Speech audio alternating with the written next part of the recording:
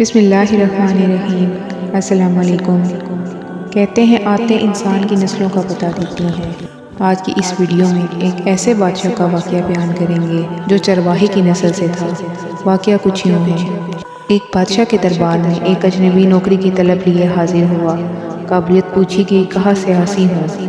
عربی میں سیاسی افہام و تفہیم سے مسئلہ حل کرنے والے معاملہ فہم کو کہتے ہیں۔ بادشاہ کے پاس سیاستدانوں کی بھرمار تھی۔ اسے خاص گھوڑوں کے اسطبل کا انچارج بنا لیا جو حال ہی میں فوت ہو چکا تھا۔ چند دن بعد بادشاہ نے اس سے اپنے سب سے مہنگے اور عزیز گھوڑے کے متعلق دریافت کیا۔ اس نے کہا نسلی نہیں ہے۔ بادشاہ کو تعجب ہوا۔ اس نے جنگل سے سائس کو بلا کر دریافت کیا۔ اس نے بتایا گھوڑا نسلی ہے لیکن اس کی پیدائش پر اس کی ماں مر گئی تھی۔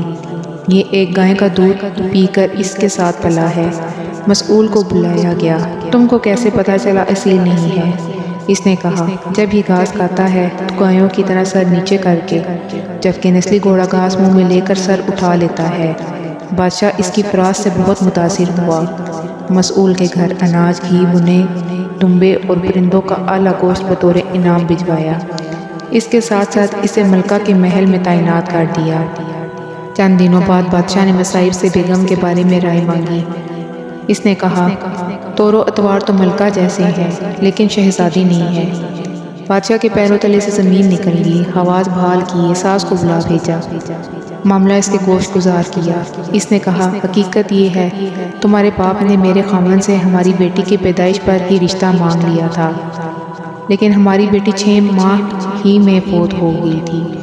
چنانچہ ہم نے تمہاری بادشاہت سے قریبی تعلقات قائم کرنے کے لیے کسی کی بچی کو اپنی بیٹی بنا لیا۔ بادشاہ نے مصائب سے دریافت کیا تم کو کیسے علم ہوا؟ اس نے کہا اس کا خادموں کے ساتھ سلوک جاہلوں سے بدتر ہے۔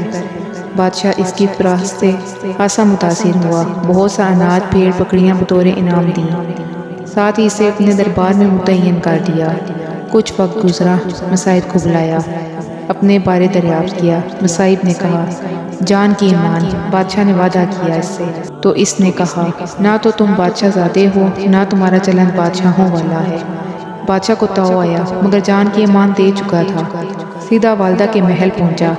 والدہ نے کہا یہ سچ ہے، تم ایک چرواہے کے بیٹے ہو، ہماری اولاد نہیں تھی تو تمہیں لے کر پالا۔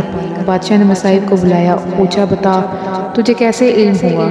اس نے کہا بادشاہ جب کسی کو انعام و اکرام دیا کرتے ہیں تو ہیرے موتی جواہرات کی شکل میں دیتے ہیں، لیکن آپ بھیڑ بکریاں، کھانے پینے کی چیزیں عنایت کرتے ہیں۔ یہ اسلوب بادشاہ زادے کا نہیں، کسی چرواہے کے بیٹے کا ہی ہو سکتا ہے۔